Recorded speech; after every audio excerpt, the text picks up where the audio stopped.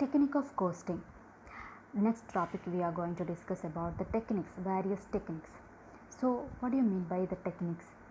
മെത്തേഡ്സും ടെക്നിക്സും തമ്മിലുള്ള വ്യത്യാസം എന്താണ്?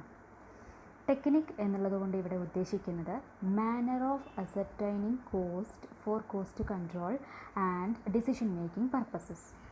ഡിസിഷൻ മേക്കിംഗ് ആവശ്യങ്ങൾക്ക് വേണ്ടിയിട്ട് അല്ലെങ്കിൽ കോസ്റ്റ് കൺട്രോളിന് വേണ്ടിയിട്ട് നമ്മൾ കോസ്റ്റ് എങ്ങനെയാണ് ഡിഫറെൻറ്റ് രീതിയിൽ കാൽക്കുലേറ്റ് ചെയ്യുക എന്നുള്ളതാണ് ടെക്നിക് കൊണ്ട് ഉദ്ദേശിക്കുന്നത്.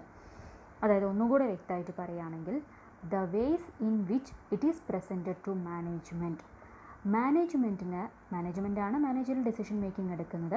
സോ മാനേജ്മെൻറ്റിന് ഡിസിഷൻ മേക്കിങ്ങിന് ആവശ്യമായിട്ടുള്ള ഡാറ്റ, കോസ്റ്റ് ഡാറ്റ ഏതൊക്കെ രീതിയിലാണ് നമ്മൾ പ്രസൻറ്റ് ചെയ്യുന്നത്, ആ ഡിഫറെൻറ്റ് വേസിനെയാണ് ഇവിടെ ടെക്നിക്സ് എന്നുള്ളത് കൊണ്ട് ഉദ്ദേശിക്കുന്നത്.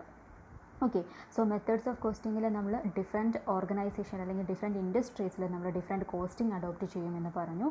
എന്നാൽ ഡിഫറെൻറ്റ് ടെക്നിക്സ് ഓഫ് കോസ്റ്റിങ്ങിൽ നമ്മൾ പറയുന്നത് ഏതൊക്കെ വേസിൽ നമ്മൾ കോസ്റ്റ് കൺട്രോളിന് വേണ്ടിയിട്ട് അല്ലെങ്കിൽ മാനേജറൽ ഡിസിഷൻ മേക്കിങ്ങിന് വേണ്ടിയിട്ട് നമ്മൾ കോസ്റ്റിനെ അറേഞ്ച് ചെയ്യാം എന്നുള്ളതാണ്, കോസ്റ്റ് അസർട്ടൈൻ ചെയ്യാം, ഡിഫറെൻറ്റ് വേയിൽ പ്രസൻറ്റ് ചെയ്യാം എന്നുള്ളതാണ് ടെക്നിക് ഓഫ് കോസ്റ്റിംഗ് കൊണ്ട് ഉദ്ദേശിക്കുന്നത്. സോ ഡിഫറെൻറ്റ് ടെക്നിക്സുകളാണ് നമ്മളിവിടെ പറയുന്നത്. Absorption costing, marginal costing, direct costing, differential costing, uniform costing, historical costing and standard costing. So ഓരോന്ന് എന്താണെന്നുള്ളത് നോക്കാം. First one, absorption costing. Absorption costing എന്നുള്ളത് കൊണ്ട് ഉദ്ദേശിക്കുന്നത് it is sometimes called full absorption costing. Full absorption costing എന്ന് പറയുമ്പോൾ it is the managerial accounting method for capturing all cost associated with manufacturing a particular product. ഒരു particular product manufacture ചെയ്യാൻ വേണ്ടി എന്തൊക്കെ കോസ്റ്റുകൾ വേണ്ടി വരുമോ ആ കോസ്റ്റുകളെ എല്ലാം കൂടെ നമ്മൾ ഒരുമിച്ച് ഒരു കാൽക്കുലേഷൻ നടത്തുകയാണെന്നുണ്ടെങ്കിൽ അതിനെയാണ് അബ്സോർപ്ഷൻ കോസ്റ്റിംഗ് എന്ന് പറയുന്നത്. അതായത് നമുക്കൊരു പ്രോഡക്റ്റ് മാനുഫാക്ചർ ചെയ്യണമെങ്കിൽ പലതരത്തിലുള്ള ഡയറക്റ്റ് കോസ്റ്റുകൾ ആവശ്യം വരും, ഇൻഡയറക്റ്റ് കോസ്റ്റുകൾ ഉണ്ടായിരിക്കും, അതേസമയം ഫിക്സഡ് കോസ്റ്റുകൾ ഉണ്ടായിരിക്കും, വേരിയബിൾ കോസ്റ്റുകൾ ഉണ്ടായിരിക്കും. സോ ഇതെല്ലാത്തിനെയും നമ്മൾ ഒരുമിച്ച് കൺസിഡർ ചെയ്യുകയാണെന്നുണ്ടെങ്കിൽ ആ മെത്തേഡ് ഓഫ് കോസ്റ്റിംഗ് ആണ് absorption costing. Okay, then marginal costing. Marginal costing ഇതിൽ നിന്നും വ്യത്യസ്തമായിട്ട് it is the process of charging only variable cost to products operations and processes. So variable cost എന്ന് പറഞ്ഞാൽ ബേസിക്കലി നമ്മൾ കോസ്റ്റിനെ രണ്ടായിട്ട് ക്ലാസിഫൈ ചെയ്യുന്നുണ്ട്. They are fixed cost and variable cost.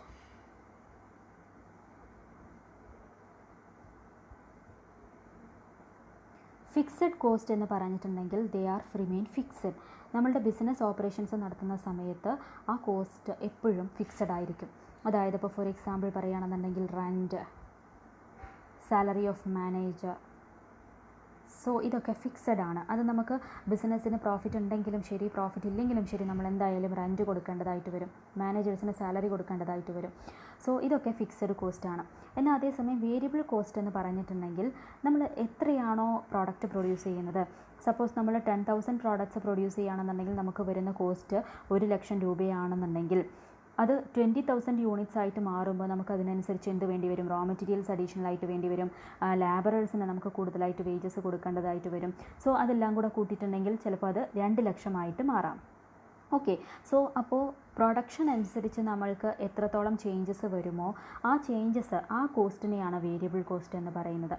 Okay, so that is the basic difference between fixed cost and variable cost. രണ്ടും കൂടെ കൂടിയാലാണ് total cost ആകുന്നത്.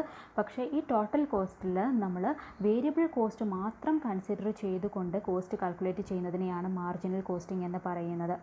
So it is very important. കാരണം മാർജിനൽ കോസ്റ്റിംഗ് വളരെ important ആയിട്ടുള്ള ഒരു ടോപ്പിക്കാണ്. നമുക്ക് വേരിയബിൾ കോസ്റ്റ്, ഡയറക്റ്റ് മെറ്റീരിയൽ, അതായത് റോ മെറ്റീരിയലിൻ്റെ കോസ്റ്റ്, അതുപോലെ ലേബറിൻ്റെ കോസ്റ്റ്, ഡയറക്റ്റ് വരുന്നത് എക്സ്പെൻസസുകൾ, ഇതെല്ലാം കൂടെ കൂടിയാലാണ് നമുക്ക് വേരിയബിൾ കോസ്റ്റ് വരുന്നത്. സോ ഈ വേരിയബിൾ കോസ്റ്റുകൾ നമ്മൾ കാൽക്കുലേറ്റ് ചെയ്യുമ്പോൾ തന്നെ നമുക്ക് ബിസിനസ്സിനെ കൺട്രോൾ ചെയ്യാൻ വേണ്ടി പറ്റും. കാരണം ഫിക്സഡ് കോസ്റ്റിൽ നമുക്ക് ഒരു വിധത്തിലുള്ള കൺട്രോളും ചെയ്യാൻ പറ്റില്ല. നമുക്ക് പ്രോഫിറ്റ് കുറയുകയാണെന്ന് വിചാരിച്ചിട്ട് നമുക്ക് റെൻറ്റ് കുറയ്ക്കാൻ പറ്റില്ല. അതുപോലെ നമുക്ക് പ്രോഫിറ്റ് കുറഞ്ഞെന്ന് വിചാരിച്ചൊരു സാലറി കുറയ്ക്കാൻ പറ്റില്ല. അപ്പോൾ അതൊക്കെ എന്താണ്, സാലറി എന്ന് പറയുമ്പോൾ എംപ്ലോയീസിനുള്ള സാലറി അല്ല, അതേസമയം മാനേജറിയൽ ലെവലിലുള്ള, അതായത് ഫിക്സഡ് സാലറി കൊടുക്കുന്ന കാറ്റഗറി ഉണ്ടായിരിക്കും, അവർക്ക് കൊടുക്കുന്ന സാലറീസിലൊന്നും ചേഞ്ച് വരുത്താൻ വേണ്ടി പറ്റില്ല.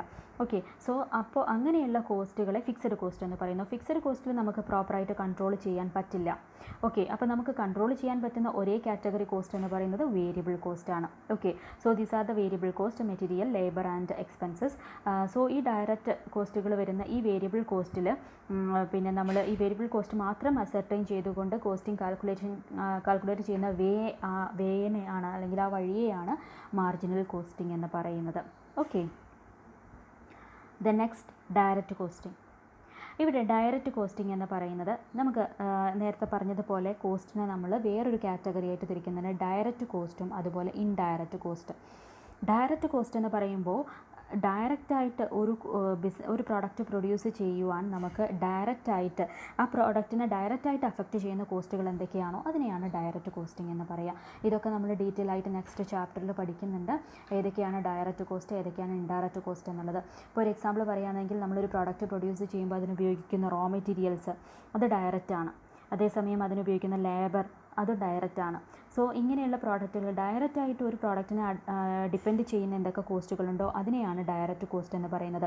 അതേസമയം ഇൻഡയറക്റ്റ് കോസ്റ്റ് എന്ന് പറയുമ്പോൾ നമ്മൾ ആ ഫാക്ടറിയുടെ റെൻറ്റ് കൊടുക്കുകയാണെന്നുണ്ടെങ്കിൽ ആ റെൻറ്റ് കൊടുക്കുന്നത് നമ്മൾ ഈ പ്രോഡക്റ്റിനെ ഡയറക്റ്റായിട്ട് അഫക്റ്റ് ചെയ്യുന്നില്ല, പക്ഷേ ഇൻഡയറക്റ്റായിട്ട് അഫക്റ്റ് ചെയ്യുന്നുണ്ട്.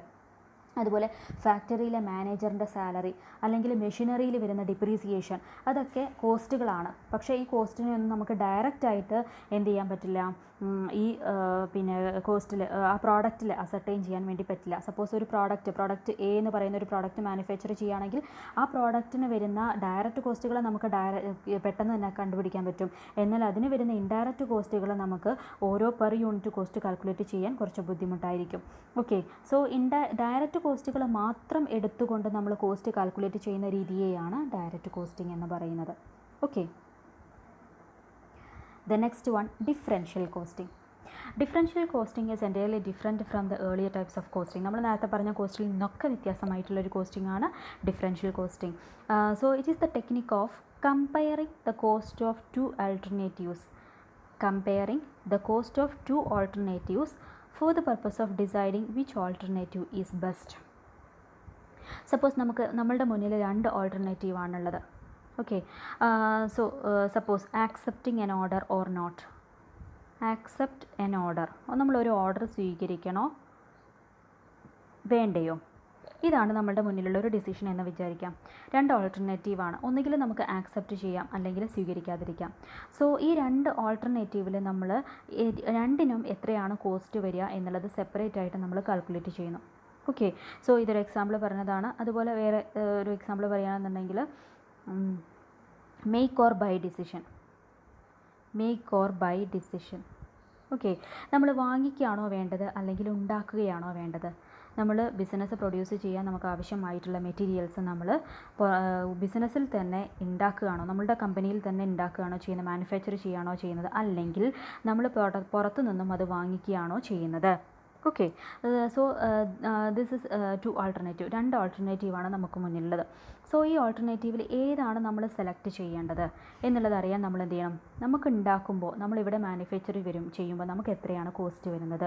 സോ കോസ്റ്റ് എന്ന് പറയുമ്പോൾ നമുക്ക് പലതരത്തിലുള്ള മാനുഫാക്ചർ ചെയ്യുമ്പോൾ നമുക്കതിന് ഒരു പ്ലേസ് വേണ്ടി വരും, പിന്നെ ലേബറേഴ്സിന് പിന്നെ പേയ്മെൻറ്റ് കൊടുക്കേണ്ടതായിട്ട് വരും, വേജസ് കൊടുക്കേണ്ടതായിട്ട് വരും. സോ ഇതെല്ലാം കൂടെ കണക്കാക്കിയിട്ട് നമുക്ക് എത്രയാണ് കോസ്റ്റ് വരിക ഏകദേശം കാൽക്കുലേറ്റ് ചെയ്യാം. സപ്പോസ് നമ്മളൊരു പ്രൊഡക്റ്റ് മാനുഫാക്ചർ ചെയ്യുകയാണെന്നുണ്ടെങ്കിൽ നമുക്ക് 12 രൂപയാണ് വരുന്നത് എന്ന് വിചാരിക്കാം. അതേസമയം നമ്മൾ ആ ഒരു പ്രോഡക്റ്റ് മാർക്കറ്റിൽ നിന്നും വാങ്ങിക്കുകയാണെന്നുണ്ടെങ്കിൽ ആ ഒരു റോ മെറ്റീരിയൽ നമ്മൾ മാർക്കറ്റിൽ നിന്നും വാങ്ങിക്കുമ്പോൾ 10 രൂപയാണ് കോസ്റ്റ് വരുന്നത് എന്ന് വിചാരിക്കുക. വാങ്ങിച്ച് നമ്മൾ ഇങ്ങോട്ട് കൊണ്ടുവന്ന് നമ്മളുടെ ബിസിനസ്സിലേക്ക് നമ്മളുടെ ഫാക്ടറിയിലേക്ക് എത്തിക്കുന്നത് വരെയുള്ള കോസ്റ്റുകളെല്ലാം കൂടെ കൂട്ടിയാൽ 10 രൂപയാണ് വരുന്നത് എന്ന് വിചാരിക്കുക. സോ ഇവിടെ നമുക്ക് ബേക്ക് എന്നുള്ളതിൽ 12 രൂപയും ബൈ എന്നുള്ളതിൽ 10 രൂപയും കിട്ടി. സോ ഈ രണ്ട് ഓൾട്ടർനേറ്റീവിൻ്റെയും കോസ്റ്റ് നമ്മൾ സെപ്പറേറ്റ് ആയിട്ട് കാൽക്കുലേറ്റ് ചെയ്ത് വെച്ചിട്ട് അതിൻ്റെ ബേസിൽ നമ്മളൊരു ഡിസിഷൻ എടുക്കുക. ഓക്കെ, അതിനെയാണ് ഡിഫറൻഷ്യൽ കോസ്റ്റിംഗ് എന്ന് പറയുന്നത്. സോ അപ്പോൾ ഡിഫറൻഷ്യൽ കോസ്റ്റിംഗ് ഓക്കെ ആണല്ലോ. ഇനി നമ്മൾ എന്താണ് ഈ ഇൻക്രിമെൻ്റൽ കോസ്റ്റും ഡിക്രിമെൻ്റൽ കോസ്റ്റും? ഇതിനായിട്ട് വളരെ കണക്റ്റഡ് ആയിട്ടുള്ള ഒരു ടൈപ്പ് ആണ്. കാരണം ഇൻക്രിമെൻ്റൽ കോസ്റ്റും ഡിക്രിമെൻ്റൽ കോസ്റ്റും എന്ന് പറയുന്നത് ഡിഫറൻഷ്യൽ കോസ്റ്റിങ്ങിനുമായിട്ട് റിലേറ്റ് ചെയ്തിട്ടുള്ളതാണ്. ഓക്കെ, അപ്പോൾ എന്താണ് ഇൻക്രിമെൻ്റൽ കോസ്റ്റ് എന്ന് പറയുന്നത്? ഇൻക്രിമെൻ്റൽ കോസ്റ്റ് എന്ന് പറയുന്നത് നമ്മളെടുത്തിട്ടുള്ള ഡിസിഷൻ കോസ്റ്റിങ്ങിനെ കൂട്ടുകയാണ് ചെയ്യുന്നത് എങ്കിൽ, നമ്മളെടുത്തിരിക്കുന്ന ഡിസിഷൻ കോസ്റ്റിങ്ങിനെ, അതായത് കോസ്റ്റ് എത്രയാണോ നമുക്ക് വരുന്നത് അതിനെ കൂട്ടുകയാണ് ചെയ്യുന്നത് എങ്കിൽ അതിനെ ഇൻക്രിമെൻ്റൽ കോസ്റ്റ് എന്ന് പറയുന്നു. അതേസമയം നമ്മളെടുത്തിരിക്കുന്ന ഡിസിഷൻ കോസ്റ്റ് കുറയ്ക്കുകയാണ് ചെയ്യുന്നതെങ്കിൽ അതിനെ ഡിക്രിമെൻ്റൽ കോസ്റ്റ് എന്ന് പറയുന്നു. സോ ഇവിടെ സപ്പോസ് നമ്മൾ മെയ്ക്ക് എന്നുള്ള ഡിസിഷൻ നമ്മൾ ഈ കണ്ടുപിടിച്ചു, പക്ഷേ നമ്മൾ എന്തായാലും മെയ്ക്ക് എന്നുള്ള ഡിസിഷനിലാണ് ഉറച്ചു നിൽക്കുന്നത് എങ്കിൽ നമ്മൾക്ക് വരുന്ന കോസ്റ്റിനെയാണ് ഇൻക്രിമെൻ്റൽ കോസ്റ്റ് എന്ന് പറയുന്നത്. സോ നമ്മൾ എടുത്തിരിക്കുന്ന ഡിസിഷൻ കാരണം 2 രൂപ കോസ്റ്റ് നമുക്ക് കൂടുകയാണ് ചെയ്തിരിക്കുന്നത്. ഓക്കെ, അതേസമയം നമ്മൾ എടുത്തിരിക്കുന്ന ഡിസിഷൻ ബൈ ആണെന്ന് വിചാരിക്കാം. ബൈ ആണെന്നുള്ള ഇതാണെന്നുണ്ടെങ്കിൽ അതിനെയാണ് ഡിക്രിമെൻ്റൽ കോസ്റ്റ് എന്ന് പറയുന്നത്. ഓക്കെ, സോ 2 ഓൾട്ടർനേറ്റീവ്സ് നമ്മളുടെ മുന്നിലുണ്ടെങ്കിൽ രണ്ടിനും സെപ്പറേറ്റ് ആയിട്ട് കോസ്റ്റ് കാൽക്കുലേറ്റ് ചെയ്യുന്ന പ്രോസസ്സിനെ നമ്മൾ പറയുന്ന പേരാണ് ഡിഫറൻഷ്യൽ കോസ്റ്റിംഗ്. ഓക്കെ, ഈ ഡിഫറൻഷ്യൽ കോസ്റ്റിങ്ങിൽ ഇതിൻ്റെ അണ്ടറിൽ വരുന്ന 2 കോസ്റ്റുകളാണ് ഇൻക്രിമെൻ്റൽ കോസ്റ്റ്, ഡിക്രിമെൻ്റൽ കോസ്റ്റ്. അത് ഈ ഓൾട്ടർനേറ്റീവ് നമ്മൾ സെലക്ട് ചെയ്യുന്നതിനെ ഡിപ്പെൻഡ് ചെയ്തിരിക്കും നമ്മൾക്ക് ഇൻക്രിമെൻ്റൽ കോസ്റ്റ് ആണോ വരുന്നത്, ഡിക്രിമെൻ്റൽ കോസ്റ്റ് ആണോ വരുന്നത് എന്നുള്ളത്. നമ്മൾ എടുത്തിരിക്കുന്ന ഓൾട്ടർനേറ്റീവ് നമ്മളുടെ കോസ്റ്റ് കൂട്ടുന്ന തരത്തിലുള്ളതാണെങ്കിൽ അതിനെ ഇൻക്രിമെൻ്റൽ കോസ്റ്റ് എന്നും, നമ്മൾ എടുത്തിരിക്കുന്ന ഓൾട്ടർനേറ്റീവ് കോസ്റ്റ് കുറയ്ക്കുന്ന തരത്തിലുള്ളതാണെങ്കിൽ അതിനെ ഡിക്രിമെൻ്റൽ കോസ്റ്റ് എന്നും പറയുന്നു. Okay, so I think it is clear. The next one, uniform costing. Uniform costing എന്ന് പറഞ്ഞാൽ അതിൻ്റെ പേരിൽ തന്നെയുണ്ട്, ഇറ്റ് ഈസ് യൂണിഫോം, സിമിലർ ആയിരിക്കും, എല്ലാവർക്കും ഒരുപോലെ ആയിരിക്കും. അതായത് use of same costing principles, same costing practices and same methods by several undertaking for a common control and comparison of cost. മിക്ക ഓർഗനൈസേഷൻസും ഒരേ തരത്തിലുള്ള കോസ്റ്റിംഗ് അഡോപ്റ്റ് ചെയ്യുകയാണ് എന്നുണ്ടെങ്കിൽ നമുക്കവിടെ കമ്പാരിസൺ പോസിബിളാണ്. സോ അങ്ങനെ ഫോളോ ചെയ്യുന്ന കോസ്റ്റിങ്ങിനെയാണ് യൂണിഫോം കോസ്റ്റിംഗ് എന്ന് പറയുന്നത്. The next one, historical costing. Historical costing എന്ന് പറഞ്ഞാൽ ഓൾറെഡി ഇൻകർ ചെയ്തിട്ടുള്ള കോസ്റ്റ് അസർട്ടൈൻ ചെയ്യുന്ന പ്രോസസ്സിനെയാണ് ഹിസ്റ്റോറിക്കൽ കോസ്റ്റിംഗ് എന്ന് പറയുന്നത്. നമ്മൾ പഠിച്ചിട്ടുണ്ട് കോസ്റ്റിങ്ങിൽ 2ഉം വരുന്നുണ്ട്, ഹിസ്റ്റോറിക്കലും വരുന്നുണ്ട്, നമ്മൾ ഭാവിയിലേക്കുള്ളത് ഫ്യൂച്ചർ കോസ്റ്റുകൾ അസർട്ടൈൻ ചെയ്യുകയും ചെയ്യുന്നുണ്ട്. Okay, then standard costing, last ടെക്നിക്കാണ് standard costing. It is the system of comparing actual cost with standard. അതായത് സ്റ്റാൻഡേർഡ് കോസ്റ്റിംഗ് എന്ന് പറയുന്നത് ഒരു കോസ്റ്റ് കൺട്രോൾ മെഷറാണ്. കോസ്റ്റ് കൺട്രോൾ ചെയ്യാനുള്ള ഒരു ടെക്നിക്കാണ് സ്റ്റാൻഡേർഡ് കോസ്റ്റ് കാൽക്കുലേറ്റ് ചെയ്യുക എന്നുള്ളത്. നമുക്ക് ഏകദേശം ഒരു പ്രോഡക്റ്റ് മാനുഫാക്ചർ ചെയ്യാൻ അല്ലെങ്കിൽ ഒരു സർവീസിന് എത്രയാണ് കോസ്റ്റ് വരിക എന്നുള്ളത് ഏകദേശം ഒരു അസംഷൻ ഉണ്ടായിരിക്കും. ഓക്കെ, സപ്പോസ് നമ്മൾ ഒരു പ്രോഡക്റ്റ് മാനുഫാക്ചർ ചെയ്യാൻ 100 റുപ്പീസ് ആയിരിക്കും എന്നുള്ളൊരു അസംഷൻ, അതാണ് സ്റ്റാൻഡേർഡ് കോസ്റ്റ് നമ്മൾ കാൽക്കുലേറ്റ് ചെയ്ത് വെച്ചു. സപ്പോസ് അന്നത്തെ മാർക്കറ്റിലുള്ള നമ്മുടെ എക്കണോമിയിലുള്ള അവസ്ഥയും നമ്മൾ ലാബറേഴ്സിന് കൊടുക്കേണ്ട വേജിൻ്റെ റേറ്റും എല്ലാം കൂടെ കാൽക്കുലേറ്റ് ചെയ്തിട്ട് നമ്മൾ 100 റുപ്പീസ് ആയിരിക്കും വരിക എന്നുള്ളത് നമ്മൾ കാൽക്കുലേറ്റ് ചെയ്ത് വെച്ചു, standard cost. Okay, but actually നമ്മൾ വന്നിരിക്കുന്ന കോസ്റ്റ് സപ്പോസ് 90 റുപ്പീസ് ആണെന്ന് വിചാരിക്കാം. അതായത് ആക്ച്വൽ കോസ്റ്റ് 90 റുപ്പീസ് ആണ് നമുക്ക് കിട്ടിയിട്ടുള്ളത് എന്ന് വിചാരിക്കുക. സോ ഈ രണ്ടും തമ്മിലുള്ള വ്യത്യാസം എന്താണ്? സ്റ്റാൻഡേർഡ് നമ്മൾ ഫിക്സ് ചെയ്തപ്പോൾ കൂടിപ്പോയി. ഓക്കെ, സോ ആക്ച്വലി 90 വന്നിട്ടുള്ളൂ. സോ ഇത് തമ്മിലുള്ള ഡിഫറൻസ് എന്താണ് എന്നുള്ളത്, ഇപ്പോൾ 10 രൂപയുടെ ഡിഫറൻസ് നമ്മൾ കുറച്ചാണ് കാൽക്കുലേറ്റ് ചെയ്തിട്ടുള്ളത്. സോ അതുകൊണ്ടാണ് ഡിഫറൻസ് വന്നിട്ടുള്ളത്. സപ്പോസ് ഈ 90 എന്നുള്ള സ്ഥാനത്ത് 110 ആണെന്നുണ്ടെങ്കിൽ നമുക്കവിടെ 10 രൂപ എക്സസ് ആയിട്ട് നമ്മൾ എക്സ്പെക്റ്റ് ചെയ്തതിനേക്കാളും 10 രൂപ കൂടിപ്പോയി. അപ്പോൾ എന്താണ് ആ ഡിഫറൻസ് എന്നുള്ളത് കണ്ടുപിടിക്കുകയും ചെയ്യുക, അതിനുള്ള കാരണങ്ങൾ നമ്മൾ കണ്ടുപിടിക്കുക, അതിനാവശ്യമായിട്ടുള്ള റെമഡിയൽ ആക്ഷൻ എടുക്കുക. ഇത്രയും കാര്യങ്ങൾ ചെയ്യുന്ന കോസ്റ്റിങ്ങിനെയാണ് സ്റ്റാൻഡേർഡ് കോസ്റ്റിംഗ് എന്ന് പറയുന്നത്. So it is the system of comparing actual cost with standard cost, then analysing the variables, then taking remedial action if necessary. ആവശ്യമുണ്ടെങ്കിൽ റെമഡിയൽ ആക്ഷൻ എടുക്കുക. സപ്പോസ് നമ്മൾ നേരത്തെ ചെയ്തതിൽ 100 രൂപയാണ് സ്റ്റാൻഡേർഡ് കോസ്റ്റ്, ആക്ച്വൽ കോസ്റ്റ് 100 ആണ് വന്നിട്ടുള്ളതെന്നുണ്ടെങ്കിൽ നമുക്ക് അവിടെ ഡിഫറൻസ് ഒന്നുമില്ല. സോ റെമഡിയൽ ആക്ഷൻ എടുക്കേണ്ടതായിട്ടൊന്നും വരുന്നില്ല. Okay, so this type of costing is known as standard costing. So ഇതൊക്കെയാണ് ഡിഫറെൻറ്റ് ടെക്നിക്സ് ഓഫ് കോസ്റ്റിംഗ് വരുന്നത്. ഓക്കെ.